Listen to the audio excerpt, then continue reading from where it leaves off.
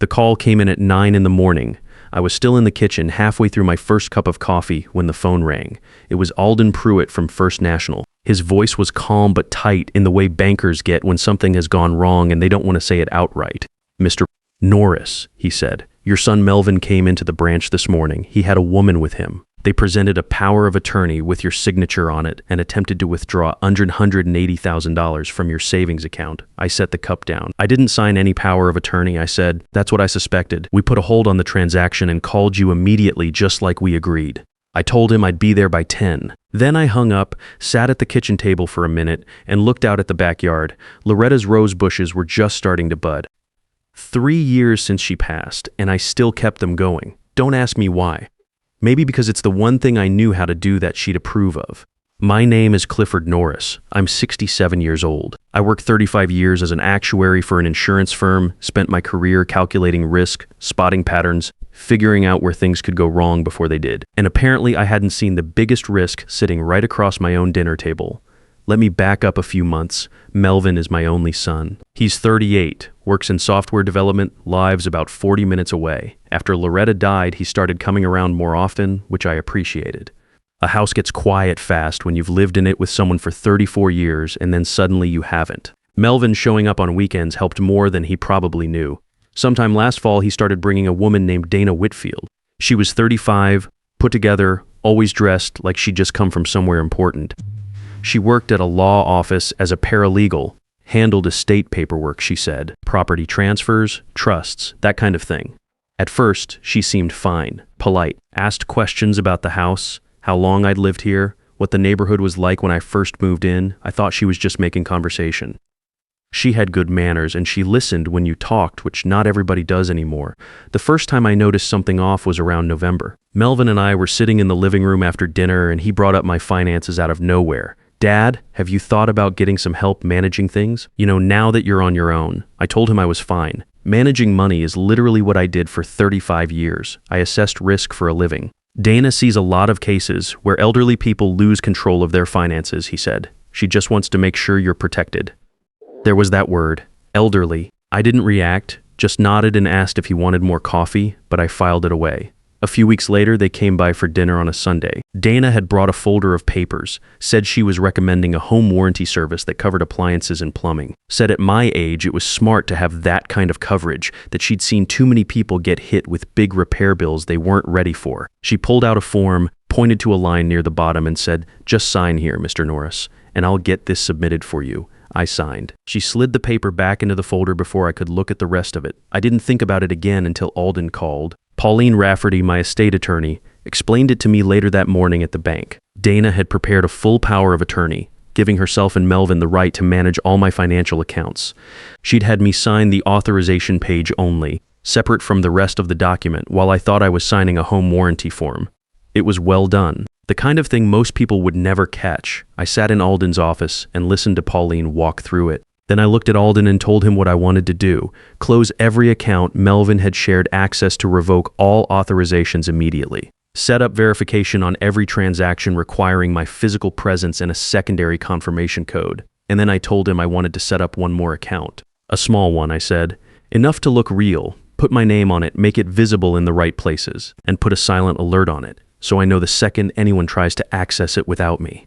Alden looked at me for a second. "You think they'll try again?" "I know they will," I said. "So let's be ready."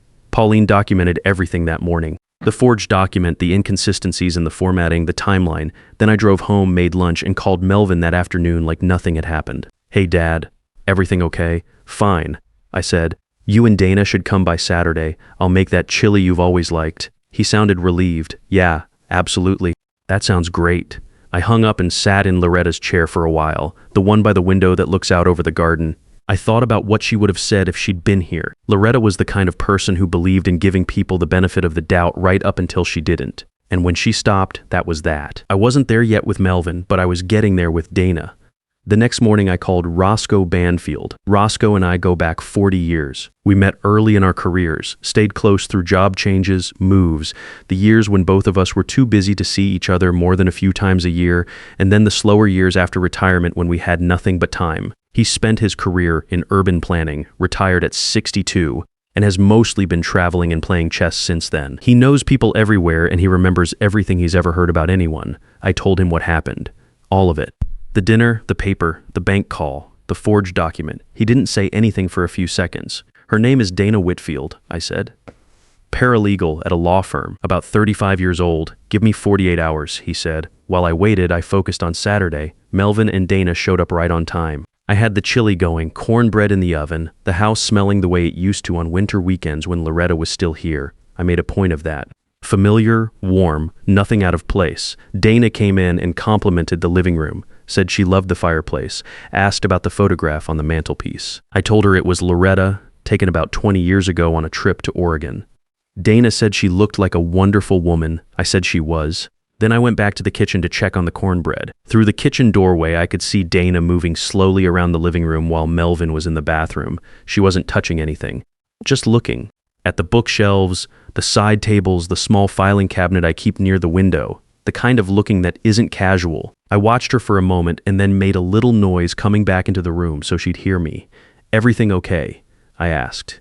She turned and smiled. "Just admiring your home. It has so much character." 31 years of clutter, I said.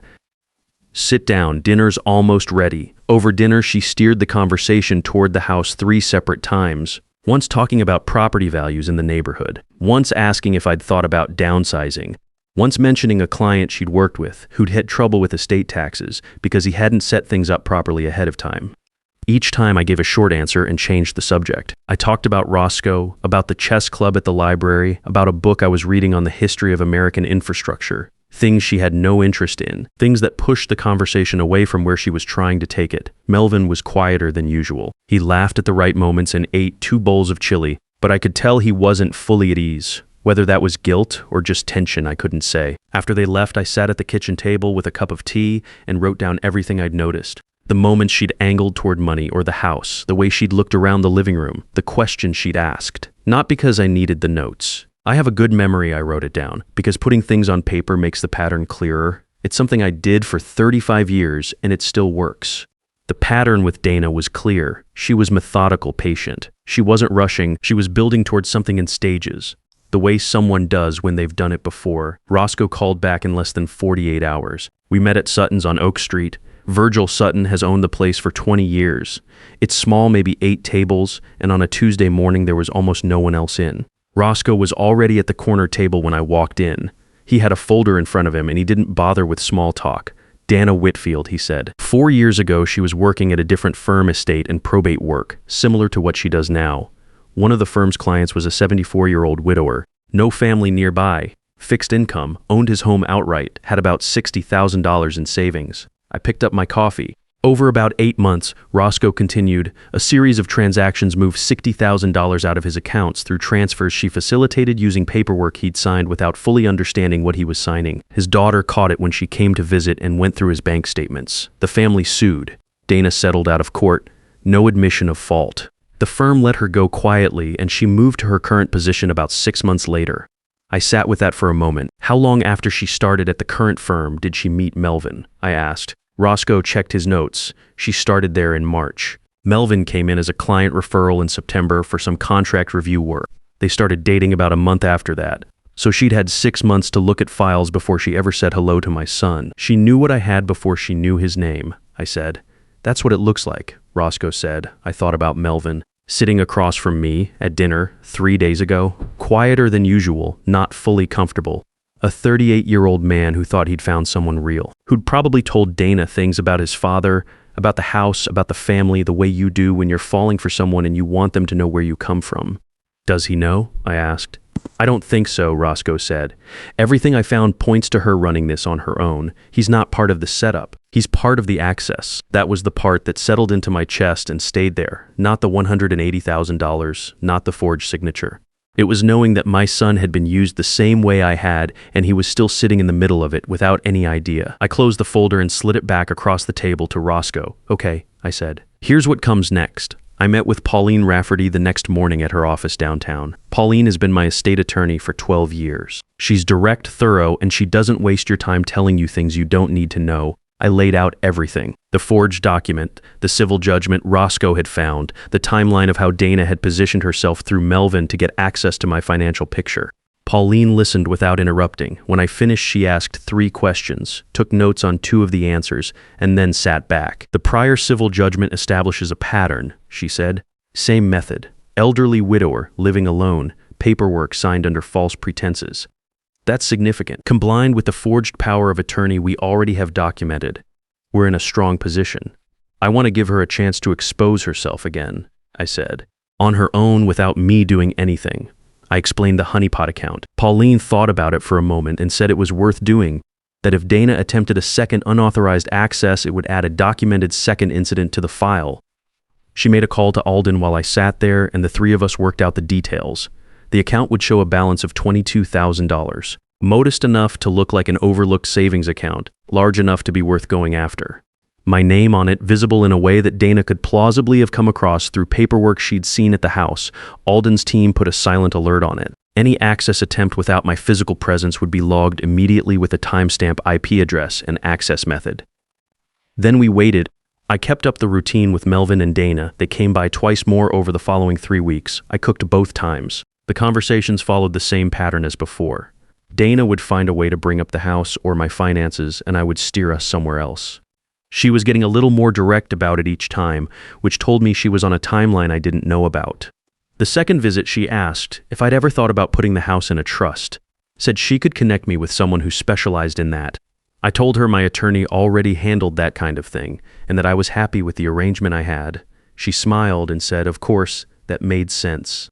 The third visit, she mentioned, almost as an aside, that she'd been helping Melvin get his financial documents in order, said it was something she liked to do for people she cared about. Then she looked at me and said, I'd love to do the same for you, Mr. Norris, if you'd ever let me. I told her I'd think about it. I watched Melvin during that visit more than I watched Dana. He was more relaxed than he'd been at the first dinner, which I didn't take as a good sign. It meant he'd settled into the idea that things were fine, that his father and his fiancée were getting along.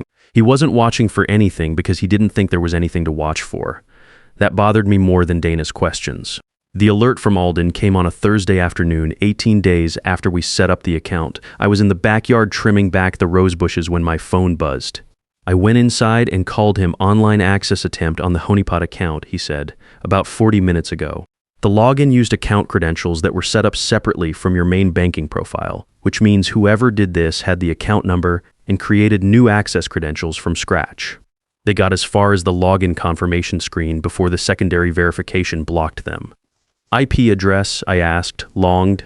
It traces to a location about 3 miles from here. We're not going to know exactly who was at that device without more steps, but the account number had to come from somewhere physical. Documents at your home are the most likely source. I thought about the filing cabinet in the living room. The one Dana had looked at the first Saturday she came for dinner. Add it to the file. I said, Pauline had the full incident report by end of day. Forged power of attorney, documented first attempt at the branch, civil judgment from 4 years ago, and now a second documented access attempt on a separate account. She said she had enough to file a civil fraud complaint, and that the prior judgment made a strong case for a pattern of predatory behavior. I want to talk to Melvin before anything gets filed, I said. Pauline nodded. She'd expected that. I called him that evening and asked him to come by the following Thursday, told him to come alone, that I wanted to talk to him about something and that it wasn't a big deal, just something I wanted to go over with him in person. He said okay. He sounded a little uncertain, the way you do when someone says it's not a big deal and something in their voice suggests it might be. I spent the days before that Thursday thinking about how to do it. I didn't want to walk him through the whole legal case like a presentation. I didn't want to yell or lecture or make him feel like he was on trial. He hadn't done anything wrong. He'd trusted someone he loved, and she had used that trust the same way she'd used his access to me. The clearest way to show him the truth was to let him read it himself. I put the folder together the night before, the civil judgment with the case summary on top. The timeline Roscoe had put together showing when Dana started at the firm, when Melvin came in as a client, when they started dating. The documented bank incidents. I kept it factual, no commentary, no underlining, no notes in the margins, just the facts in order. I set it on the kitchen table and went to bed. The alert from Alden came through on a Wednesday morning about 3 weeks after the Saturday dinner. I was in the backyard trimming back some of the dead growth around Loretta's roses when my phone buzzed. A text from Alden, activity on the secondary account. Call me. I went inside and called him from the kitchen, Someone attempted to access the honeypot account online at 11 to 47 this morning, he said. Used an account number and a routing number that match your records. The access attempt came from an IP address we've logged. The transaction was blocked automatically. We have a full timestamp and a documented trail. I asked him to send everything to Pauline. Already done, he said. I put the phone down and stood at the kitchen counter for a minute. Dana had gotten the account number from paperwork she'd seen at the house. Probably from the filing cabinet in the living room that she'd been eyeing at dinner. She'd been patient enough to wait 3 weeks before trying again, which told me she was careful. But careful people still make moves when they think they're safe, and she'd made hers. Pauline called an hour later. We have the forged power of attorney, the prior civil judgment, and now a documented second attempt, she said. That's a pattern. That's enough. Not yet, I said. One more thing first. I needed Melvin to see it himself. Not hear it from me, not read it in a legal filing. See it with his own eyes, in his own time, with no one else in the room. That was the only way any of this was going to hold together afterward. I called him that evening and asked him to come by Thursday. Just him. Told him I wanted help moving some boxes in the garage. It was a believable enough reason, and he didn't question it. He showed up at 7 in the evening. I had the folder on the kitchen table. The civil judgment from 4 years ago, the timeline Roscoe had put together, the bank documentation from the morning's access attempt, and the original forged power of attorney with Pauline's notes on the inconsistencies. I didn't say much when he came in, poured him a coffee, sat down across from him, and pushed the folder across the table. Read through that, I said. Take your time. He looked at me for a second, then opened the folder. I watched him read. He started at the top, the civil judgment, and I saw his face go still. He kept reading. The timeline, the bank records. He slowed down at the forged document and read it twice. I could see him working through it, cross-referencing what he was reading with things he already knew, things he'd been told, things he'd probably accepted, without thinking too hard about them. He read for about 10 minutes without saying a word. When he set the last page down, he didn't look at me right away. He looked at the table. His hands were flat on either side of the folder. The account number in here, he said. The one she tried to access this week. I saw that number on a statement on your filing cabinet when I came by to help with the gutters in October. I remember thinking I should remind you to put it somewhere less visible. He paused. I mentioned it to her that night. He said it quietly, not as an excuse. Just stating the fact, I know, I said. She asked me how much you had in savings, back in the fall. Said she was just trying to get a sense of what kind of planning you needed. He stopped, I told her. I didn't think anything of it. You weren't supposed to think anything of it, I said. That was the point. He looked up then. His face was hard to read. Not angry, not crying, just the look of someone working through something that keeps shifting the more they look at it.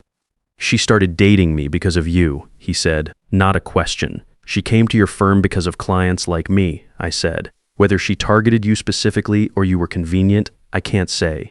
But she knew what she was looking for, and you were the way to get there. He sat with that. I let him, the first time he said after a while at the bank. I was there with her. I thought it was something you'd agreed to. She told me you'd signed off on a financial management arrangement. She showed me a document with your signature on it. He shook his head. I should have called you first. Yes, I said. You should have. He nodded slowly, not defensive, just agreeing. She had me believing you were struggling, he said, that you were forgetting things, getting confused. She'd mention little things, say she was worried about you living alone. I thought she was being thoughtful. He looked at his coffee cup. I thought she actually cared. I didn't say anything to that. There wasn't anything useful to say. We sat in the kitchen for another half hour. We didn't talk about Dana much after that. We talked about the gutters, about a problem with my hot water heater I'd been putting off, about a book he'd read recently that he thought I'd like normal things. The kind of conversation we used to have before all of this started. When he got up to leave, he stopped at the door. What happens to her now, he asked. Pauline files tomorrow, I said. Civil fraud complaint with the prior judgment and the documented second attempt. It's a solid case. He nodded. I'm not going to fight that. I know, I said. That's why I showed you first. He stood there for a second. I'm sorry, Dad. I know that too. I said, get home safe. Pauline filed the complaint the next morning. Dana Whitfield was served 2 weeks later. Her attorney reached out to Pauline within 3 days of service. With the prior civil judgment already on record, a documented second attempt at account access, and a forged power of attorney with identifiable inconsistencies, the case against her was not complicated. Her attorney advised her to settle. She did. Melvin ended the engagement the same week she was served. He called me and told me in a short, direct way. No drama, no long explanation. Just the facts. I told him I was sorry it had come to that. He said he was two, but that it was the right call. I believed him. He started coming by more regularly after that, not every week, but often enough. Sometimes he helped in the yard, sometimes we watched a game. A few times we just sat at the kitchen table and talked the way we hadn't in years about his work, about things he remembered from when he was a kid, about Loretta. One afternoon in early spring, he was clearing out some dead growth around her rose bushes, while I sat on the back steps with a cup of coffee. He'd gotten better at it over the past few months. He knew which canes to cut and which ones to leave alone. He looked up at one point and said she would have figured Dana out before the appetizers. I laughed. First real one in a while. Before she sat down, I said, he smiled and went back to the roses. There were days that winter when the house felt the same as it always had after Loretta died, quiet in a way that settles into you if you're not careful. But there were also more days when Roscoe came by, or when Melvin called just to talk, or when I had somewhere to be and a reason to be there. I started volunteering at the community center in January.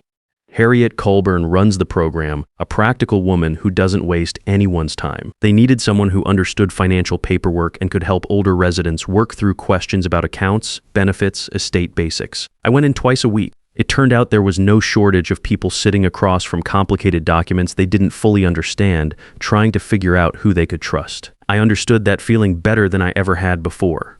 Winifred Bassett, who runs music lessons out of a studio on the east side of town, convinced me in February to come in for some sessions on an instrument I hadn't touched since my 30s.